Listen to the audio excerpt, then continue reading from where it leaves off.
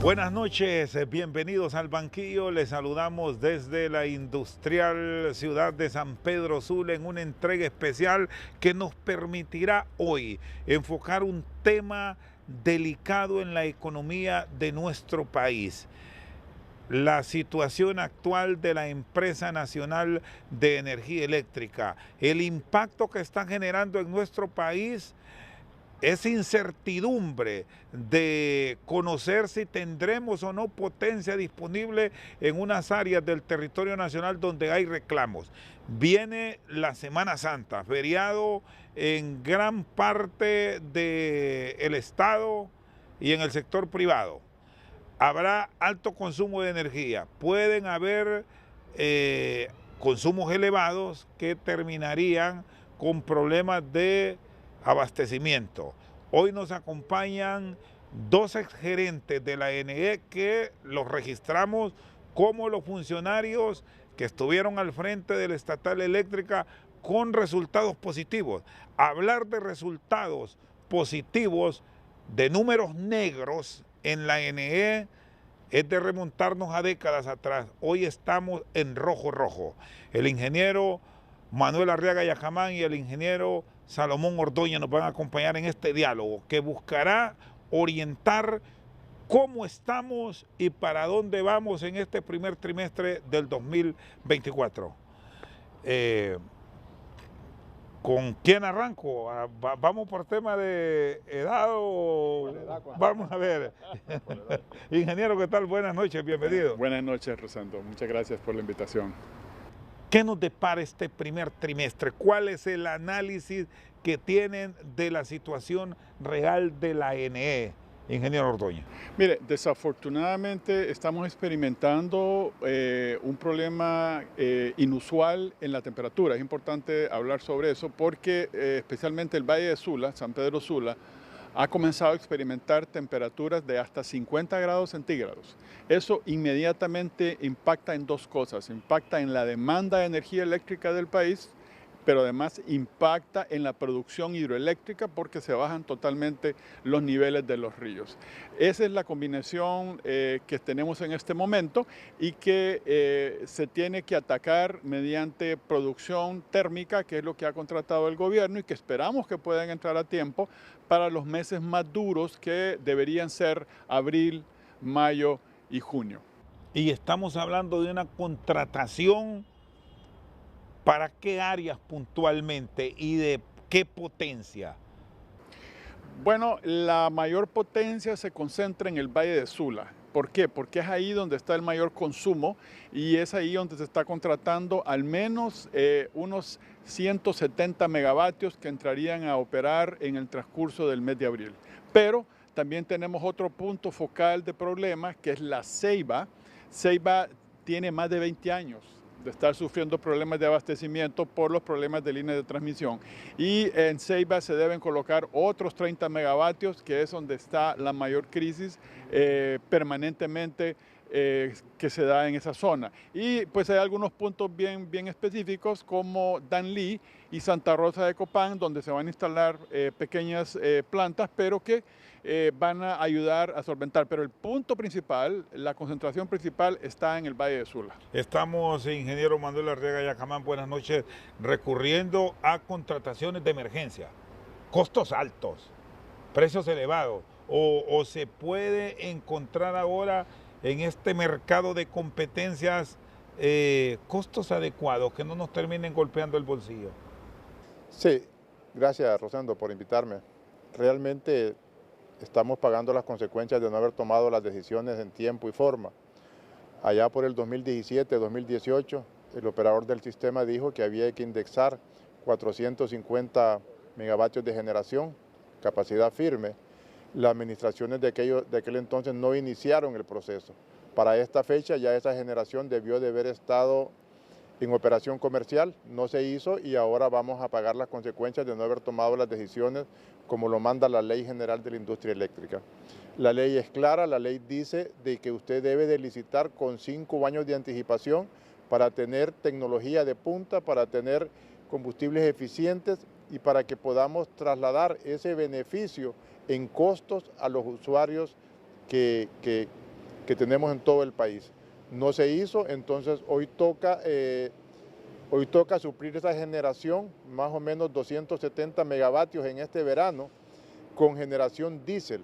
Y la generación diésel, Rosendo, es cara y eso va a tener un impacto en la economía del ENEI y si eso se traslada a las tarifas, pues consecuentemente también va a tener un impacto en la inversión. Y no hay forma como encontrar a corto plazo otra generación, una potencia más cómoda, acudir a las ofertas que nos dio el mercado de oportunidades. Ya no es viable en las circunstancias que enfrentamos la demanda aquí en el Valle de Sula, en la Ceiba que señalaba el ingeniero Ordóñez, incluso en el sector occidental y oriental. Mire, el mercado de oportunidad tiene sus limitaciones por la transferencia de energía entre países y tiene sus limitaciones por la generación en sí. En este momento, países como Panamá, países como Costa Rica han salido a comprar energía al mercado de oportunidad y salieron antes que nosotros. Ahora lo que queda son cantidades pequeñas y de oportunidad. No podemos hablar de generación firme con derechos de transmisión firmes porque no se hizo en tiempo y forma. Es decir, la potencia que requiere Honduras es para tenerla permanente ya en este momento. Es para tenerla permanente y disponible 24/7. No podemos depender de un mercado que nos va a dar la energía que tiene disponible cuando a ellos les sobra.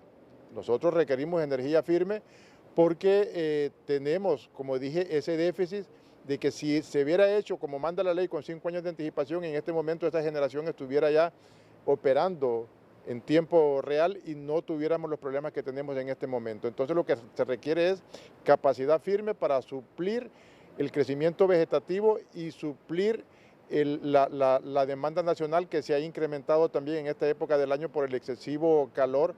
Los ingenios también dejan de generar ahí por abril, mayo, la generación eólica, que son más de 200 megavatios, también cuando el calor aprieta la generación eólica disminuye sustancialmente y entonces lo que nos queda es la capacidad firme.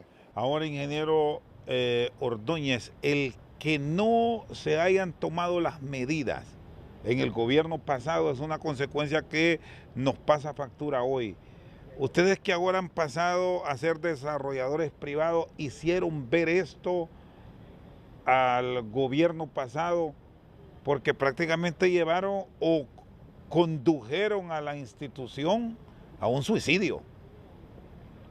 Bueno, Rosendo, muy buena pregunta y es correcto. Nosotros, incluso a través del mismo COEP, hicimos saber en el año 2019, cuando estaba una comisión interventora de este problema, y les hicimos saber las consecuencias que podía ocurrir. Nosotros mismos le hicimos presentaciones a varios entes demostrándoles que el racionamiento en el año 2020 iba a ocurrir una vez que entrara el verano. ¿Qué nos salvó? COVID. COVID bajó toda la industria durante la parte más caliente de Honduras, abril, mayo y junio, y por eso no tuvimos racionamiento. Y por eso fue que el racionamiento se postergó. Cuando el país comenzó a recuperarse, año 2022, comenzamos a experimentar los problemas y es lo que estamos viviendo hoy. Una mala ejecución de planificación que se agrega a una temperatura demasiado alta que no es normal en Honduras. Entonces, esa combinación letal es la que nos está pegando. Y la pregunta que usted hacía, ¿por qué no buscamos energía más barata? Ya no hay tiempo. La energía barata toma tiempo, toma años y por lo tanto vamos a tener que vivir con la energía temporal que se está contratando en este momento, como decía el ingeniero Arriaga, con diésel, por lo menos el verano del 2024 y el verano del 2025. Y eso implica tarifas altas, o hay forma como el gobierno, en medio de las dificultades que tiene, asuma la responsabilidad de subsidiar, de pagar parte de esa tarifa, o los costos pueden llegar a niveles que ni siquiera ustedes que conocen los pueden proyectar, partiendo de que estas plantas, esta generación es con energéticos cuyo precio es volátil, el mercado es totalmente cambiante. Es correcto. Va a ser difícil, obviamente el gobierno, como lo ha venido haciendo, desde el principio, va a subsidiar. Acuérdense que ya hay más de 900,000 en una población total que tiene el ENE de 2 millones, ya hay 900,000 usuarios que pagan cero, no importa el costo de la energía eléctrica. Pero sostener eso le cuesta millones al Estado, son millones de dinero que está saliendo del Estado, de los impuestos pagados, y con eso se está sosteniendo. Si viniese una crisis provocada por una incrementación, por ejemplo, en la guerra de Ucrania o en la guerra que existe en el Mediterráneo, y subiera los precios, esto sí se pondría insostenible para el gobierno poder seguir subsidiando a todos los hondureños en las tarifas. Ahora, nos han dicho hasta la saciedad que la energía más cara es la que no se tiene. Habrá que buscarla para suplir las necesidades, pero yendo por partes, ¿se le va a cumplir a los habitantes de La Ceiba? Hacíale en la introducción énfasis de los altos consumos en esta temporada de verano para ciertos sitios donde, además de esta temperatura deliciosa que tenemos aquí en San Pedro Sula, va a ser casi algo similar en Tela, en La Ceiba, y ahí donde sumamos la concentración de veraneantes, es mayor gasto.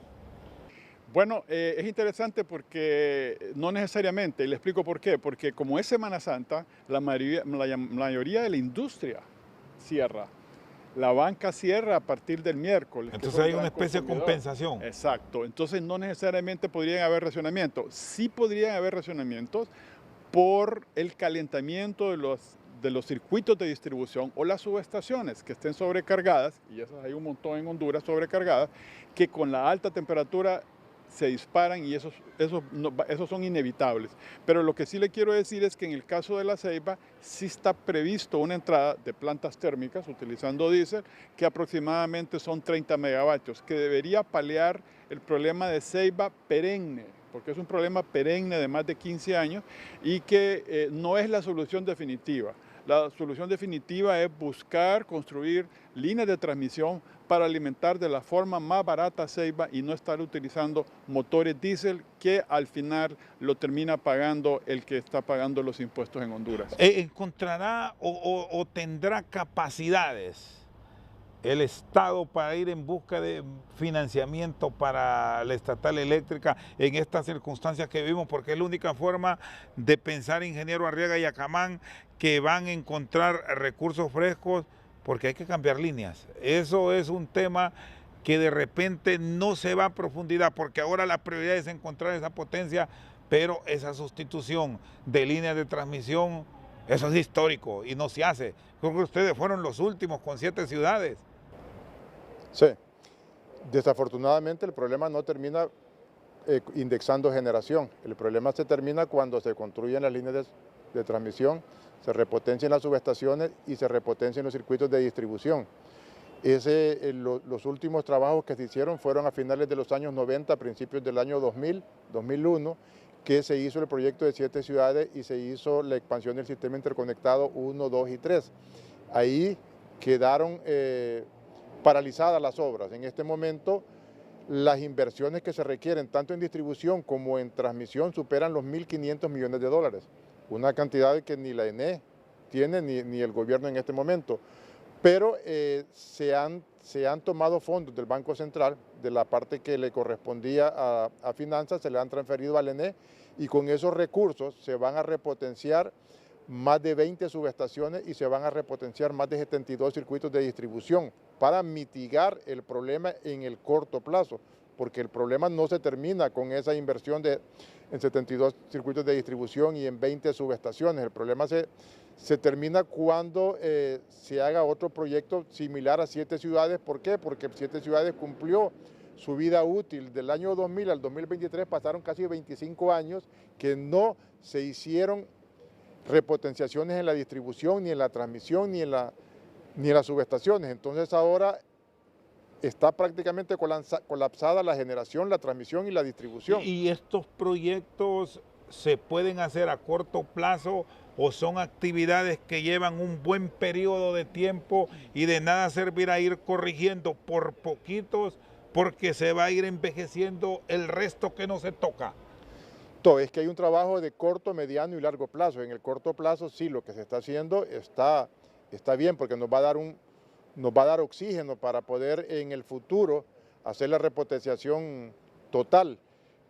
Como le dije, Chendo, ya el problema es tan grave que usted contrata la generación y no puede garantizar de que no van a haber racionamientos. Y este es un punto interesante, que aunque haya potencia, se instalen estas generadoras a base de diésel en el norte, aunque se revisen las subestaciones, aunque se revisen estos 72 circuitos, aunque se entre a cambiar este cable viejo o a sustituirlo, no es que vamos a tener energía segura, podríamos estar en medio de todo esto enfrentando apagones. Sí, como le dije, pueden entrar 270 megavatios y puede que resolvamos el problema de generación, pero hay una gran cantidad de subestaciones que operan en el país. Aquí le puedo mencionar, por ejemplo, las subestaciones de Villanueva, de Naco, las de Puerto Cortés, Choloma, que están al 100% de su capacidad en el verano. O sea, ¿qué es lo que hace el Centro Nacional de Despacho? Limita cuando llegan a su máxima capacidad los transformadores el paso y empiezan a sacar circuitos. Aquí lo puede ver, aquí hay circuitos de distribución, vamos a hablar de distribución, aquí hay circuitos en el sector de Baracoa, en el sector de Omoa, hay circuitos aquí en el sector de Ticamaya, y usted lo puede ver frecuentemente que tienen problemas donde los vecinos protestan constantemente. ¿Por qué? Porque los circuitos de distribución también llegaron al límite de sus capacidades. Entonces hay que sacar circuitos, hay que sacar y limitar el transporte de energía, tanto en las subestaciones como en las líneas de transmisión, como en las líneas de distribución. Entonces es un problema complejo y tiene que haber un par y paso. Tiene que hacerse a la par, resolver el problema de generación, a la par resolver el problema de transmisión, a la par resolver el problema de las líneas de transmisión y a la par resolver el problema de las líneas de distribución. Muy bien. Don Manuel Arriaga Yacamán y don Salomón Ordóñez al banquillo. Hacemos una pausa, ya regresamos. La problemática que tiene la Empresa Nacional de Energía Eléctrica. Bueno, si se encuentran los recursos, el Estado puede arrancar este proyecto de cambio, de transformación, pero se requiere de personal. Ojo a este punto que es clave, personal capacitado. Y además de capacitado, con la voluntad de cambiar la cara de la institución. ¿Lo tienen, ingeniero Ordóñez? No, no lo tienen. Y quiero ser claro, no es solo de este gobierno, este es un problema endémico del ENE, que es la politización. Lo que la politización trae es eso que usted está diciendo, la falta de una carrera profesional en la ENE, de aquellos ingenieros, de aquella gente que realmente entiende el problema. ¿Qué es lo que tenemos a cambio de eso? Gente que llega, puede ser que con buena intención o no, le toma 2 años entender y ya los están cambiando a los 4 años. Entonces, ese cambio constante de gerencial, de mandos intermedios, la misma junta directiva del ENE, eso totalmente lleva a malas decisiones como las que estamos sufriendo como consecuencia de hoy. Se necesita proteger. Mire usted el ejemplo del ICE. ICE es una empresa pública en Costa Rica y maneja la energía eléctrica. Pero ¿qué pasa? Ahí los ingenieros de las plantas, que es lo que hay que cuidar, los ingenieros de transmisión y distribución, hacen carrera. Es gente con experiencia que se queda trabajando y esa es la mejor gente que puede dar resultados. La empresa de energía eléctrica es una empresa de servicios, por lo tanto, depende exclusivamente de la capacidad de su recurso humano, que esté bien calificado y que entienda un punto importante, servicio al cliente. Porque el servicio de energía eléctrica debe ser considerado como lo que es un servicio al cliente y los empleados del ENE deben dedicarse a hacer un servicio al cliente a todos, sin distinción política, sin distinción de clase social, y eso la ENE lo ha perdido. El Programa Nacional de Reducción de Pérdidas, ¿qué papel está jugando en todo este proceso de cambio, de lavarle el rostro al estatal? ¿Ingeniero? Bueno, mire, ese es el tema actoral. Lo que ha llevado al ENE a la situación en que está se llama pérdidas. O sea, si usted grafica lo que se ha perdido anualmente por la parte que el ENE no recupera por el robo de energía, usted llega a la conclusión que esa cantidad es similar al déficit que actualmente tiene el ENE, que es de más de 100.000 millones de lempiras. O sea, usted ve Es cómo, una cifra escandalosa. ¿va? usted ve cómo las pérdidas van creciendo y el déficit va creciendo paralelamente. O sea, el déficit del ENE se generó por las pérdidas. Y ese ha sido el mal endémico que no ha permitido que se puedan hacer las inversiones en tiempo y forma, tanto en generación como en transmisión y en distribución. Actualmente tenemos un programa de reducción de pérdidas que funciona aisladamente del ENE y eso prácticamente es imposible que pueda dar los... ¿Es una empresa sobre otra empresa? Es una empresa separada, se maneja separadamente con 2 comisionados y con jefes regionales en 7 regiones del país, valga la redundancia. Entonces, las pérdidas tienen que interactuar con la parte de distribución, porque ahí están las pérdidas técnicas, tienen que interactuar con la parte de comercial, porque ahí es donde usted lee, factura, cobra, y eso está intrínsecamente ligado a las pérdidas. Usted se da cuenta ahí quién fue a solicitar un medidor, si el medidor se le puso, no se le puso, y si se le puso hay que darle de alta para que ese medidor se le pueda leer, y una vez que se le pueda leer se le pueda facturar, y una vez que se le pueda facturar se le pueda cobrar y se le pueda cortar. Eso estamos hablando de programas divorciados. Entonces es un programa que nace separado del ENE y que debe de integrarse totalmente a la ENE y con personal técnico calificado, como hablábamos al principio. Es un proyecto eminentemente técnico. La tecnología ahora está tan avanzada que es más fácil ahora reducir las pérdidas que antes, porque antes era con medición electromecánica, ahora es medición inteligente. Ahora usted coloca un macromedidor, ese macromedidor le mide la energía que pasa por el transformador, y existe medición inteligente también en el comercio, en la industria y en el residencial alto, y le hace el balance de energía, y el mismo macromedidor le dice dónde está el problema y dónde hay que atacarlo. ¿Y eso se puede corregir aún o ya no hay forma como buscar una hermandad, para hablarlo de esa forma, entre el Programa Nacional de Reducción de Pérdida y los otros entes del estatal que deben trabajar de forma conjunta? Mire, lo hemos visto con preocupación, y yo lo digo como hondureño, pues, porque sí lo siento, pues siento que esta es la esperanza que tiene el ENE y que tenemos como país, porque si resolvemos el problema financiero del ENE, resolvemos el problema financiero del país. El problema financiero del ENE, que se produce por las pérdidas, que ya rozan el 40%, le genera pérdidas acumuladas en el año a la ENE de entre 12.000 y 13.000 millones de lempiras, por la alta pérdidas que se generan actualmente. Estamos hablando... para eso fue contratado este programa. Y fue contratado, y el gobierno puso su parte. El gobierno puso 5.300 millones a disposición del programa para poder reducir las pérdidas. Llevamos ya 15 meses y realmente no tenemos los resultados que deberíamos tener, y lo decimos con preocupación, pues, y con una intención sana, buena, de que se hagan los correctivos, de que se integre el programa con la UTCD que acaba de constituir la ENE, con la distribución del ENE. La ENE tiene una parte de la distribución todavía que quedó cuando se desintegró la ENE. Tiene la UTCD, que es una unidad nueva, y tiene el programa de reducción de pérdidas, y tiene el alumbrado público. Estamos hablando de 4 dependencias dentro de la misma distribución del ENE, que funcionan separadamente. Entonces todo eso debe de juntarse bajo una sola dirección, bajo un solo mando, y debe de aprovecharse esta coyuntura que el gobierno ha puesto. Nadie ha tenido la oportunidad de contar con un programa como este, con esa disponibilidad de recursos. 5.300 millones es para reducir las pérdidas sustancialmente y resolver el problema financiero del ENE. Pero llama poderosamente la atención, ingeniero Ordóñez, que estemos viendo este programa con una inversión histórica, porque ahí lo vemos. Usted ve muchos vehículos que andan por todo el territorio nacional con las iniciales PNRP.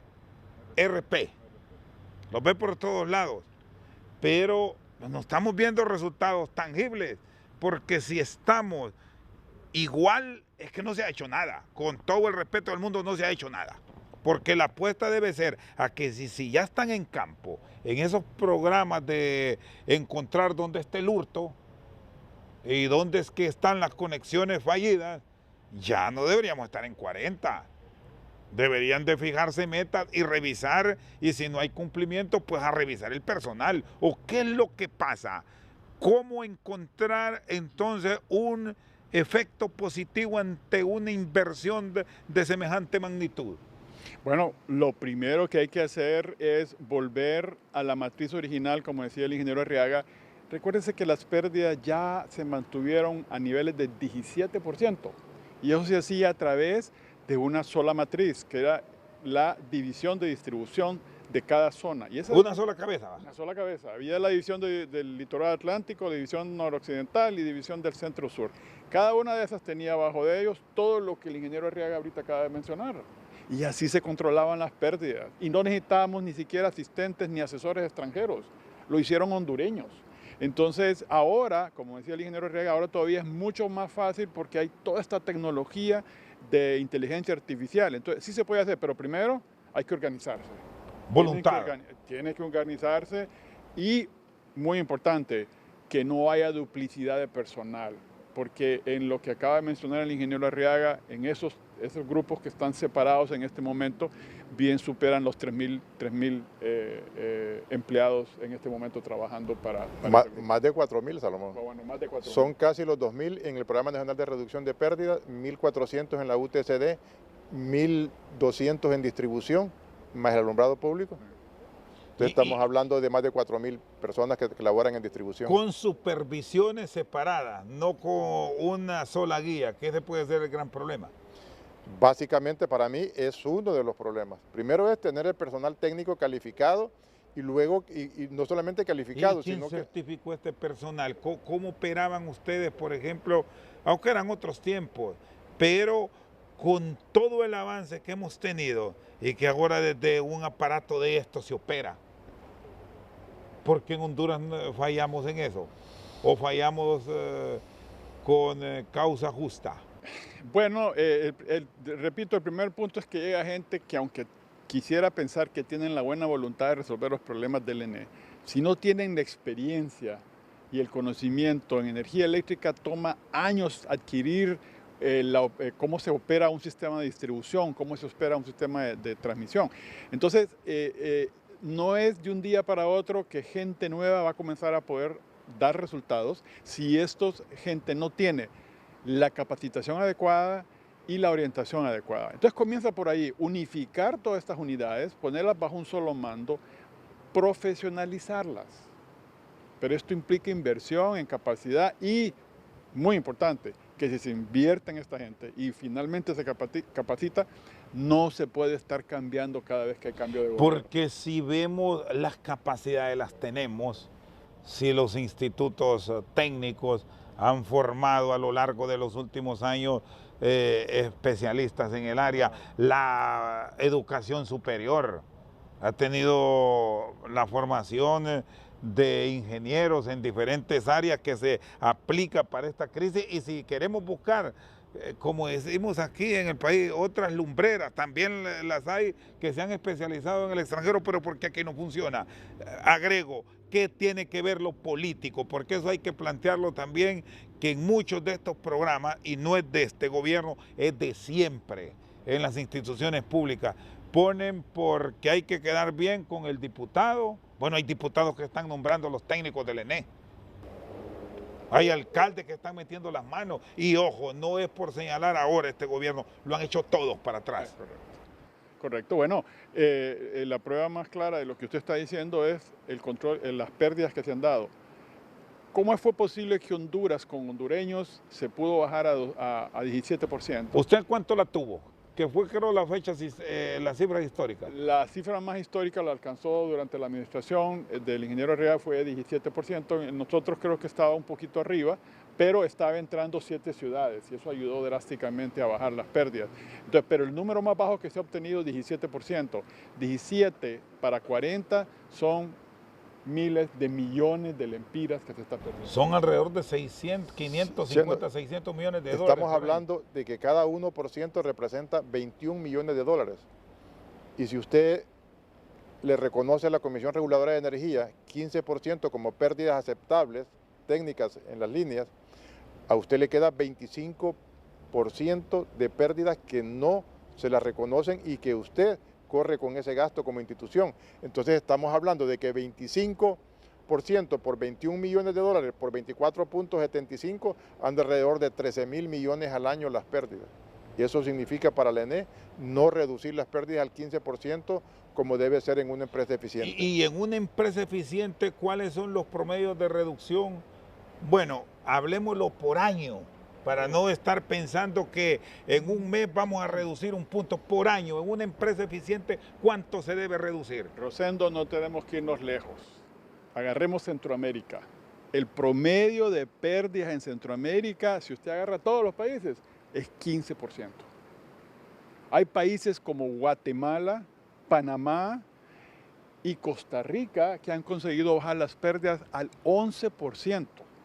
No estamos hablando de países desarrollados ni de Europa. Aquí en Centroamérica nosotros somos de los más altos. En este momento creo que el único que está igual o un poquito más abajo de nosotros es Nicaragua. Pero de ahí El Salvador, Guatemala, Panamá y Costa Rica tienen un excelente control. En los 4 países está en torno al 15% y en algunos casos en el 12%. Un manejo adecuado para el sostenimiento financiero favorable, vamos a usar esta palabra favorable, 15%. Sí, estamos hablando de que aquí la Comisión Reguladora permite un 12% de pérdida en distribución y un 3% de pérdida en transmisión para un total de 15%. Entonces, si usted lo mantiene en 15%, a usted eso se lo recupera vía tarifa, porque esos son pérdidas que están reconocidas porque es lo que normalmente se pierde en transmitir la energía, tanto en subestaciones como en transmisión y en distribución. Entonces, eso está pagado. Eso está pagado, eso se le reembolsa a la ENE. Lo que la ENE pierde es el diferencial de 15% a 40%, que estamos hablando de 13.000 millones de lempiras al año.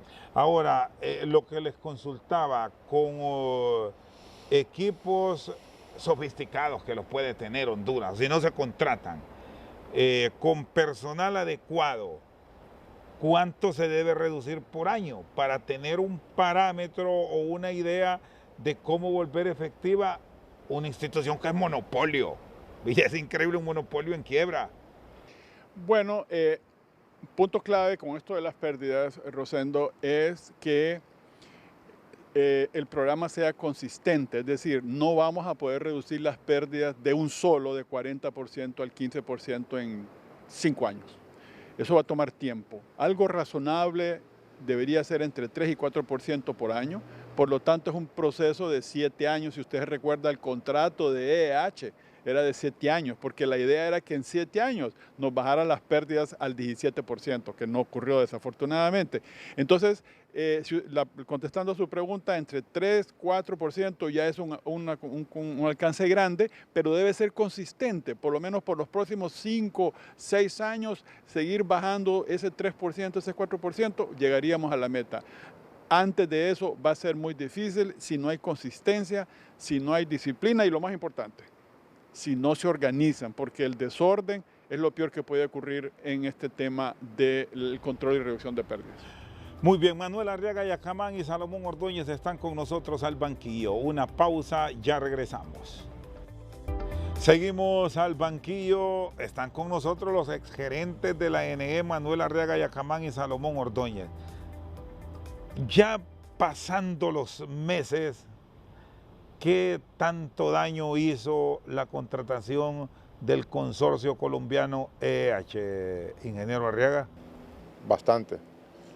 Bastante, porque se pretendía que las pérdidas en 7 años bajaran de 32% a 15%, era un 17% que se iba a bajar. Cuando llegó EEH estaba en 32, 33%. Por ahí. Y pretendíamos bajarlo a 15% en 7 años, que era un tiempo considerable y prudente para poderlo bajar. Entonces, eso era la solución a los problemas financieros del ENE, porque íbamos a facturar a 15% de pérdida, pues, y eso es lo que el ENE requiere. ¿Y por qué fracasó el proyecto? Mire, ahí fracasó por varias cosas, problemas internos entre ellos, problemas con la tecnología que contrataron. Ellos pusieron mucho énfasis en la tecnología, pero no pusieron énfasis en el personal que contrataron. Entonces la tecnología es buena, pero si existe el personal de apoyo correcto. Ellos no conocían la idiosincrasia del pueblo nuestro, ellos quisieron hacer una reducción como en otros países y aquí se necesita tener el conocimiento de qué es lo que pasa en el barrio, en la aldea, cómo funciona nuestra gente, cómo opera nuestra gente y cómo se hacen inclusive los fraudes. Ellos desconocían todo esto y quisieron resolverlo a pura tecnología, sin contar de que el personal que contrataron no era el adecuado, lo contrataron por contrato, la gente ganaba por poner medidores, los medidores no se les daba ni siquiera de alta, estaban fuera de control y luego ese personal que contrataron ellos fue permeado por la corrupción, y hay que decirlo, y eso hizo de que la gente se sintiera en la libertad, como había estado anteriormente, de poder operar impunemente. Y eso hizo de que las pérdidas no se redujeran, más bien se incrementaron y además de eso las inversiones en distribución no se hicieron. Al final terminaron haciendo lo necesario, cambiando el transformador quemado, el aislador arqueado por uno nuevo, pero no hubo ni siquiera una planificación adecuada del mantenimiento y de la operación de la distribución, sino que se limitaron al final a ganarse su cantidad mensual que se les asignaba por contrato. Es decir, en resumen, proyecto fracasado, 7 años, ¿podemos hablar de 7 años perdidos o hay algo que se rescató de ese proyecto? Tal vez el sistema, mire, y con la tecnología que tenían, porque tenían un sistema de escala donde podían ver en tiempo real lo que estaba pasando, podían ver inclusive lo que antes no se podía ver con medición electromecánica, las alarmas que se daban. Y viendo las alarmas, usted sabe dónde está el problema, pues. Y aún así no se atacó y no se abordó adecuadamente el problema. Es lamentable realmente que con la tecnología y el sistema escala que ellos tenían y tiene todavía, que se lo heredaron al ENE, que eso es muy bueno y por eso yo le decía de que las pérdidas tienen que funcionar conjuntamente con la UTCD para poder usar todas esas herramientas, toda esa tecnología que está disponible. Esa es la parte que yo considero que fue buena de EH. Por lo demás, yo diría que fueron 7 años perdidos. La ENE por lo menos no reducía, pero no se le incrementaban las pérdidas y a EH sí se le incrementaron. Además una especie de hora feliz. Además del enorme gasto que eso representó y además de las demandas que ahora tenemos internacionalmente por cantidades exorbitantes que va a tener que pagar la ENE y el pueblo hondureño. Que ojo, es ese otro elemento que hay que revisar y que queda futuro para pleito bajo el CIADI, sí, que hace poco lo denunciamos, por cierto. Estamos expuestos a una demanda que eso sí sería el acabose total para el estatal y para la finanza pública hondureña, para nuestra hacienda, ingeniero. Rosendo, yo sí quiero agregar al comentario que hace el ingeniero Arriaga de que el problema de EH comienza en su mero nacimiento. Yo sí pienso que el gobierno en ese momento no negoció correctamente ese contrato, no protegió totalmente al ENE. Si EH ya en el tercer año estaba fallando, no hubiera seguido. Y daba ese proceso. No se dejaron los mecanismos. El término de la revisión. Exacto, no se dejaron los mecanismos, no se negoció adecuadamente.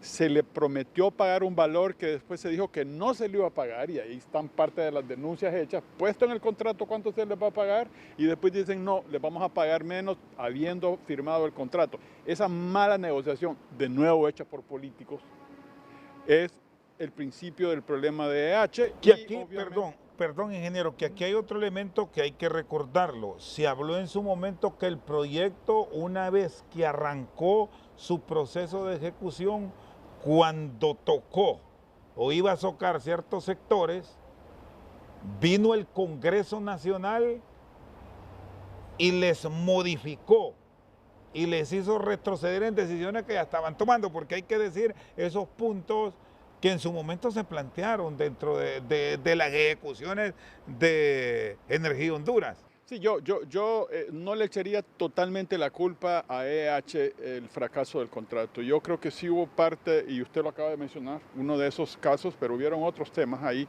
donde la infiltración política no permitió que el contrato se ejecutara correctamente. Comenzaron las disputas legales, monetarias, que ahí están, como dice usted, no han desaparecido y siguen ahí. Para mí comienza con haber una mala negociación y obviamente, para mí sí perdimos 7 años que hoy los estamos pagando duramente. ¿Y qué se logró establecer en cuanto a que gran parte del personal de EH en un promedio determinado es el mismo que está en el Programa Nacional de Reducción de Pérdidas? Es el mismo que está en la UTCD. O sea, la UTCD quedó con el mismo personal que tenía EH y con el segundo gerente. Explíquele al pueblo hondureño, porque no todo el mundo sabe de estos términos, son términos de profesionales de la ingeniería eléctrica. ¿Qué es ese proyecto o ese programa UTCD? Es una unidad técnica. Unidad técnica. Así se le llama a lo que antes era EH, porque verdaderamente es una unidad técnica para la cual se contrató al segundo gerente de EH, a Germán García. Entonces ahora eso es la UTCD, que es parte de la distribución y que funciona con el fideicomiso, como estaba EH. Y es un personal que se absorbió. Y es un personal que se absorbió y ahora está bajo el control del ENE, pero bajo el paraguas del fideicomiso. ¿Y para cuándo vamos a ver luz verde en eso? ¿O seguimos, o estamos en preventivo o seguimos en rojo? Es que eso es únicamente para la operación y mantenimiento y la parte comercial de los sistemas, del sistema de distribución.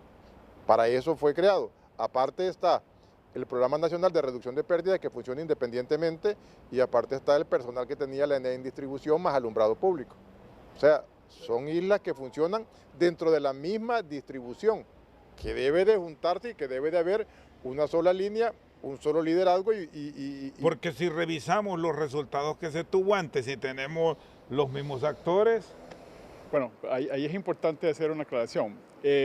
Cuando ocurrió la transición de ENE a EH, lo más crítico de ese proceso era lo que nosotros llamamos el ciclo de facturación. Si el ciclo de facturación del ENE se atrasa una semana, el ENE puede hasta colapsar, porque deja de recibir los fondos de la gente que sí paga, ¿no? La gente que sí paga. Entonces, cuando se hizo la transición, la ENE, que recién estaba comenzando con el nuevo gobierno, no estaba lista con su gente, no tenía gente preparada para manejar, por ejemplo, la comercialización. Entonces, era inevitable que teníamos que contratar a los mismos técnicos que tenía EH, y es lo que está refiriendo el ingeniero Arriaga. Pero había que revisar, porque si se contrataban para cumplir ciertas funciones, era revisar. Claro. Una empresa efectiva en toda parte del mundo, sea esta pública o privada, revisa. Y si una persona no da resultado, muchas gracias. Bueno, y ese es un tema que aquí en Honduras no pasa por asuntos estrictamente políticos. Es correcto. Y solo para cerrar ese tema de EH, el problema de las pérdidas y la operación de distribución no termina con haber cancelado el contrato de EH. Ese problema está pendiente, como dice el ingeniero Arriaga. Hay que organizar distribución correctamente, no como está en este momento, y hay que entrarle a las pérdidas. La desaparición de EH no resuelve el problema. Todavía lo tenemos y hay que resolverlo. Muy bien, vamos a una pausa y en breve seguimos aquí en el banquillo. Seguimos aquí en el banquillo desde San Pedro Sula, muy agradecido con el Todopoderoso porque ha hecho un buen clima. Fuimos bien ¿Está recibidos. fresco? Sí, está fresco. ¿Cuánto estamos? Creo que como a unos 33 grados. No, menos, como a 25, 26 por ahí estamos ahorita. Bueno, estamos bien. El tema de la generación, porque si bien se están realizando estas contrataciones de emergencia, habrá que planificar ya con anticipación para tener una potencia disponible para 5 años se trabaja a nivel del estatal. No es para los años que le quedan a esta administración. Se está haciendo, se está trabajando en ello para tener una respuesta efectiva a partir del 2029? La información que tenemos es que el gobierno ha anunciado que está preparando una licitación, pero esa licitación, Rosendo, tiene que salir en el primer semestre del 2024 para poder contar con energía barata, competitiva, allá por el año 2026 y 2027. Eso, si no se hace ahorita, estamos cometiendo el mismo error que se cometió en el 2019 y le estamos dejando el problema para los que van a venir a gobernar en el 2026 como está ocurriendo hoy, con la solución del problema con costos altísimos, porque no se hicieron las licitaciones en su momento oportuno. ¿Y de qué cantidad de potencia es la que debe ir al mercado de licitación? Mire, al menos nosotros en 2019 habíamos determinado 450 megavatios, pero ya se necesita un poco más y creemos que podría ser más de 600 megavatios lo que necesitarían, porque entienda usted que ya hay plantas en Honduras, especialmente plantas térmicas, que tienen más de 20 años, 25 años de estar en operación y que ya están superadas en tecnología y que hay que prepararse para irlas sustituyendo en los próximos 5 años. Entonces es sustituir algunas de las plantas que van a salir, agregar nueva capacidad para atender la demanda y contratar suficiente capacidad, lo que nosotros llamamos de respaldo, para que cuando vengan temperaturas tan altas como esta, tengamos capacidad para aguantar el embate. En este momento no tenemos ese margen de respaldo. ¿Y qué tipo de energía es la ideal cuando se habla ahora mismo de hacer todo bajo el tema planificación? Sí. Bueno, yo quiero referirme a la cantidad. La ENE está pensando hasta en 1.500 megavatios. ¿Por qué? Porque hay que suplir el crecimiento vegetativo y las plantas que van a dejar de operar contractualmente para el año 2027, 2028. Estamos hablando... Esas plantas, una gran parte de ellas son térmicas. Son térmicas, estamos hablando ya no hay que pensar... Estamos hablando de 440, 450 megavatios solo de plantas que van a salir de operación comercial para el año 2027, 2028. Que no vayan a aparecer diciendo que les van a ampliar los contratos. Más el crecimiento vegetativo. Por eso la ley a usted le dice de que con Guatemala acaba de adjudicar ahorita la licitación que va a requerir en el 2028. Guatemala ya la adjudicó. Ya Guatemala está lista para el 2028 con la generación que se requiere. Ellos ya hicieron una planificación adecuada y tuvieron precios fabulosos. ¿Va? Los precios de Guatemala son precios fabulosos, pues.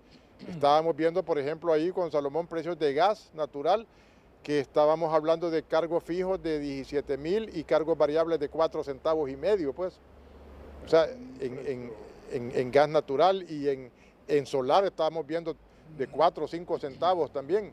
Son dólares, va. 4 o 5 centavos de dólar, pero son proyectos que se hacen con la suficiente anticipación que se hacen para entrar dentro de 5 años o menos, de acuerdo a la capacidad de cada oferente, pero que se les dé el tiempo suficiente para que podamos escoger una tecnología que sea, además de eficiente, competitiva y que sea muy segura, porque también está la seguridad operativa, que es importante en estos casos. Entonces Honduras debe de apuntarle a capacidad firme. Capacidad firme, estamos hablando de que inclusive puede haber solar con baterías, solar con hidroeléctricas de bombeo, puede ser los proyectos hidroeléctricos grandes que el país tiene, como Jicatuyo, Llanito, los Patuca 2 y Patuca 2A, que son proyectos con embalses que pueden como cajón almacenar agua y entregarla en el verano cuando más se requiere y además mitigar inundaciones. Además de eso, sí hay que pensar en generación térmica, que puede ser de gas o puede ser de búnker o quizás hasta de carbón, aunque el país creo que ha suscrito convenios que le prohíben este tipo de tecnologías. Pero eso es lo que se refiere, lo que se requiere, y lo más importante es la planificación de largo plazo. Bueno, a propósito de estos proyectos, ¿cómo van esas obras de las represas multiuso y de las otras represas que pueden ser también efectivas por el control de inundaciones y generación de energía, que son proyectos a largo plazo, ingeniero Ordóñez? Bueno, estamos hablando de Jicatuyos, Los Llanitos y El Tablón. Son proyectos que hemos anhelado por los últimos 35 años y ahí están todavía. No ha habido mucho adelante. Lo único que se ha hecho es volver a hacer un estudio de factibilidad y de ingeniería del Tablón pero obviamente eso quiere decir que ese proyecto, que es el más pequeño de todos, estamos hablando del río Chamelecón, no va a entrar antes de los próximos 4 o 5 años. Y Jicatuyo y Los Llanitos, no hay mucho hecho ahí, eso posiblemente no entre antes de 10 años. Están atrasados, y qué pena, porque son de multipropósitos, como bien dice usted, y eso nosotros como hondureños deberíamos tratar de promover la independencia de la importación de combustibles. Estos son proyectos que no están adjudicados, solo son los proyectos como tal para que los desarrolle. Sí, están en manos son concesiones del Estado de Honduras. Todavía los tiene el Estado de Honduras, no ha hecho ningún proceso para que lo desarrolle una entidad privada, entonces básicamente están parados. No hay buenos augurios para el estatal con lo que estamos viviendo, si no hay una voluntad decidida de la clase política a poner tijera donde hay que poner sin importar a quién se toca. Mire, es que, por ejemplo, un programa de reducción de pérdidas, si usted lo hace selectivo, se pierde el sentido del programa, pues, porque luego el personal que usted tiene bajo su mando ve de que eso no se le aplica como la justicia que usted le aplique selectivamente. Ahí tiene que hacer las cosas parejo. El que comete un robo tiene que castigarse, le tiene que ajustarse la energía que se castigó, que se robó, perdón, y entonces debemos de ser serios y correctos en esto, diciendo, si lo vamos a hacer selectivamente, entonces mejor, cuando ya entramos en componenda, ahí se descompone el programa. Yo solo quisiera agregar a lo que decía Salomón, de que necesitamos en estos proyectos de generación también pensar en la soberanía energética. La soberanía energética es un aspecto importantísimo en el país, siendo nosotros necesitamos tener un 75-80% de generación propia que dependa de nosotros mismos. No podemos depender de los combustibles importados, del gas, del búnker, del diésel, del carbón. Necesitamos nosotros priorizar nuestros proyectos. Son proyectos que llevan más tiempo, un periodo más largo para su construcción, pero al final vea usted la bendición de tener un proyecto como El Cajón, Cañaveral, Río Lindo, Níspero. Vea todo lo que estos proyectos han hecho por la ENE y por el país. El costo de operación y mantenimiento de estos proyectos que ya están depreciados, estamos hablando ahí por los 2 centavos, ¿cierto? Ese es el costo de operación y mantenimiento de estos proyectos una vez que se pagó la deuda. Entonces tenemos que pensar en depender de nosotros mismos, de tener esa soberanía energética como país para no estar expuestos a los vaivenes de lo que pueda pasar allá en Rusia con Ucrania o de lo que pueda pasar en el Medio Oriente. Muy bien, le agradezco a ambos, el ingeniero Manuel Arriaga Yacamán y Salomón Ordóñez, exgerentes de la ENE, que nos han acompañado esta noche en el banquillo. Por su sintonía, muchas gracias.